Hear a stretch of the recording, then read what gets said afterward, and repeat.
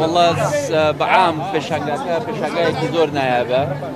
زۆر جیاوازە لەو پێشانگانەی ترکە بینیومە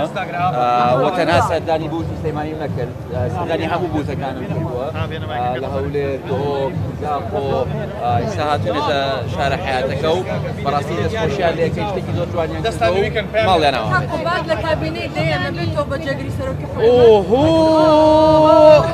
فەرمۆ پرسیارێکی تر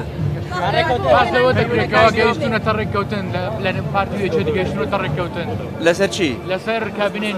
نەوەڵڵە تا ئێستا نەگەیشتونەتە ڕێککەوتن نەوەڵڵە ئێستا تازە باسی تشکیلی حکوومەتەکەی فەرموو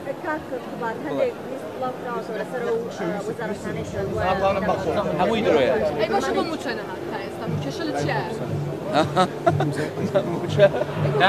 موچە ئێستا هێشتا چاوەڕێی موافقەتی وەزارەتی مالیەی حکوومەتی دانیشتەکەی دۆکان هیچ ئەنجامی هەبوو دانیشتێکی باش بوو بەسوود بوو بەڕێز کاک مەسرور و بەڕێز کاک بافڵ دانیشتێکی باشیان هەبوو لە پاڵ دانیشتەکانی نێوان تیمەکانی یەکەتی و پارتی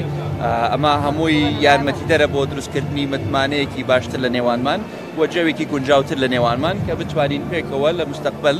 دوای ئەم پرۆسەیە کە حکوومەتێکی گونجاو پێکات باشتر لە جاران ئەم هەرێمە بەڕێوەبەرین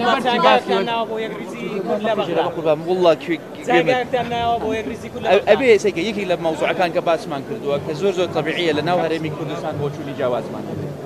زۆر ئاساییە لە ناو هەرێمی کوردستان حتا منافسەیەک و ڕکابەرایەتیەکمان هەبێت چکە دوو حیزبی سیاسی جیاوازی مێژوومان جیاوازە و ڕەنگ بێ بۆ چوونمان لەسەر زۆر شتی نێوخۆیی جیاوازە بەڵام ئەبێ ئێمە لەسەر پرسە نیشتیمانیەکان و لەسەر پرسە گرنگەکان یەک ئاراستە بین لە پێناوی هەرێمی کوردستان نازانم باوەڕ ناکەم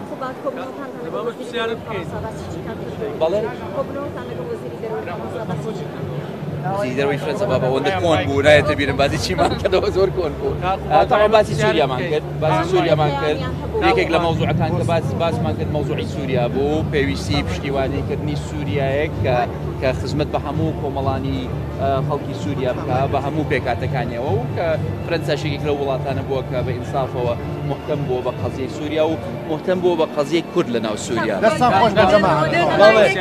ئێوەش پرسیارە بکەن وڵات سەبارەت و پێکردانی کابینەی بێ هۆکار بەو شێوەیە پێتوانیە دوای ئەماوە زۆرە دەبوایە زووتر پێک بێت وەڵڵا هۆکار زۆرن بەس هۆکاری سەرەکی ئەوەیە کە هەردوولا زۆر جدی بوونە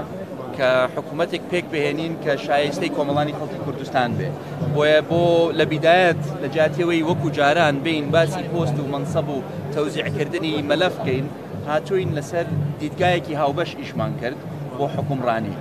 دیدگایەکی هاوبەش لە نێوان یەکێتی و پارتی شتێکی ئەوە ئاسان نییە بە ڕۆژێکان دوان بتواری بگەی بە دیدگایەکی هاوبەش بۆ چۆنیەتی بەڕێوەبردنی هەرێم بۆیە دوای چەندین مانگ و چەندین کۆبوونەوە توانی ومانە بگەینە دیدگایەکی هاوبەش کە حکوومەتی داهاتوو بە چ ئالێتێک ئیشکا ئێستا قۆناغی دووهەم ئەوەیە کە چۆن حکوومەتەکە تەشکیلان بێت و لە کێ